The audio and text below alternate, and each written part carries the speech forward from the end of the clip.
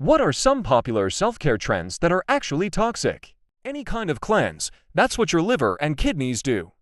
I've shared this before, but it's worth repeating. My mother became interested in herbal medicine and cleanses a couple of decades ago, and when I was diagnosed with rheumatoid arthritis, she insisted I try a detox cleanse. The cleanse had two parts.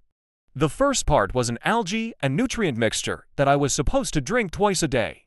It wasn't too bad, as it was mixed with orange juice and a couple of bananas. The second part involved a black sludge from detox packets that I was supposed to mix with apple juice and drink 3 or 4 times a day. Soon after starting this cleanse, none of my medications seemed to work.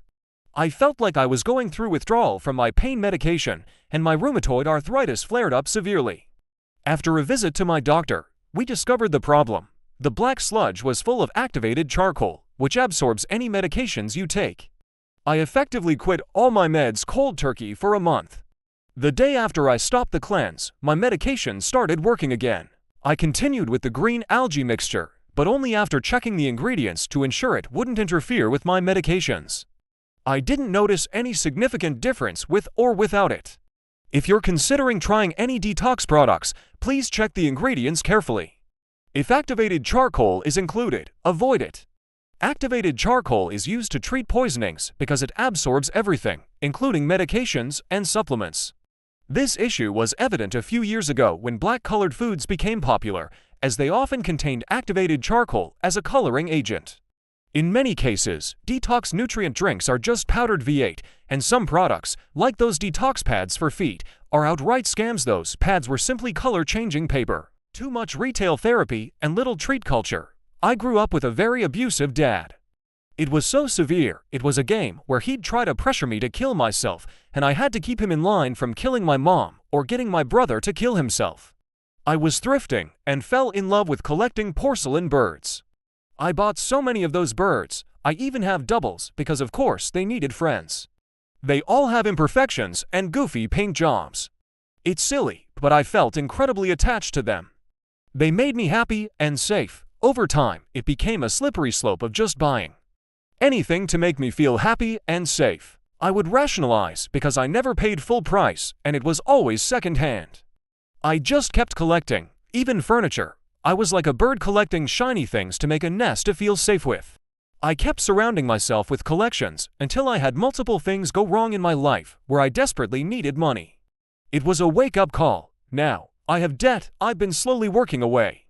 All I can afford to do is go to work and home. It's depressing going nowhere fast, but it's my own fault. Loving yourself no matter what can be bad for you, but it really depends on the situation. If someone is in a really tough place, it's important to be kind to yourself for a while. I've been there myself, and being gentle with yourself can be very helpful. If you're feeling overwhelmed, focus on just getting through each day. Once you're in a better place, you can start addressing things in a more balanced way and work on areas that need improvement. From my experience, I used to be very harsh on myself, constantly reinforcing negative thoughts with self-criticism. My therapist encouraged me to avoid thinking anything negative about myself. This didn't mean I thought I was perfect, but it was what I needed at that time. I also highly recommend working with a therapist when you're in a difficult place. It's often more effective to focus on improving yourself once you're feeling somewhat stable. Trying to fix things while you're feeling like every part of yourself is flawed can be unproductive. Almost all of them. Life is not meant to be a constant emotional evolution, and you don't always have something you're meant to be improving on to get over there. It's really detrimental to our mental health to be constantly told we need to be doing something all the time, always growing, studying, and getting in shape every single day. Sometimes, just not giving up is an achievement in itself. For some people, at certain points in their lives, simply staying alive and managing basic tasks can be a significant challenge. There might not be energy or motivation for anything beyond the essentials. When you're at your lowest and have no energy for anything beyond work and sleep, hearing that you're wasting your time if you're not being productive can be disheartening. If you need to spend time binge-watching a series just to get through the day, then do it.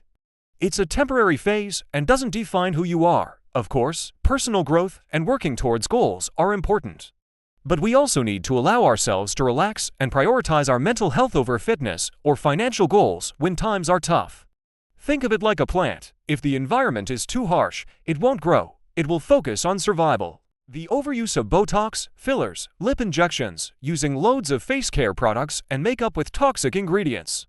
Ladies, let your skin breathe. Stop contouring your face every damn day. You don't need it. Save it for going out, not just sitting at home doing TikToks and taking selfies. Also being nasty or mean to others in lieu of setting reasonable appropriate boundaries and communicating like an adult. Avoiding difficult conversations in the name of positive vibes. My entire family is like this. I didn't realize how bad it was until I started dating my husband. As an outsider looking in, he was able to see just how allergic to negativity we are, and conflict of any kind. I love my family dearly, but it sucks not being able to just sit down with them and have an honest conversation about how maybe they stepped on our toes or did something that upset us. It became extremely apparent during the pandemic. I remember feeling upset with something my mom had said, and it festered in me for months. It was interfering with my relationship with her, which was especially distressing for me because she's one of my closest friends. I remember venting to my dad about it, wanting to know how to approach the subject with her. His advice was to simply not bring it up at all. I love my dad, but I was really disappointed by his solution. I've never encountered people so uncomfortable with difficult conversations as my in-laws. My husband admitted he didn't notice it until he met my family, where we could have conflicts, talk them out, maybe cry a bit, and then hug and move on. There's no underlying awkwardness or long-standing tension from unresolved issues. Recently, we attended my niece's 4th birthday party. 3 generations of the family were gathered, and you would expect chatting, laughter, and good-natured ribbing. Instead, it was incredibly stiff and, apart from the sounds of children playing in the next room, very quiet. People stood around awkwardly, occasionally commenting on the weather. This wasn't just distant relatives, but even my sister-in-law and her twin sister, who are similarly reserved. BetterHelp. My first BetterHelp therapist felt that all women should strive to be good wives and mothers, and told me COVID would disappear after the 2020 election. Nope, doubted that guy. The second therapist that I reached out to, after expressing my very normal reasons for seeking therapy, told me edit in a manner that was not kind, helpful, or professional edit. That I had way deeper problems than she could deal with, and to find someone qualified to help me with my issues. The third therapist, however, was a goddamn genius. She easily saw right through all my issues and down to the roots, and gave me the most excellent and helpful advice any therapist had ever given me. I did feel bad for her because she was always working and would sometimes have to eat during our sessions. Maybe it wasn't professional, but she did keep it as minimally distracting as possible, and if she's busting ass like that to make ends meet, and she did amazing work. The constant push for detox smoothies and juices is misleading.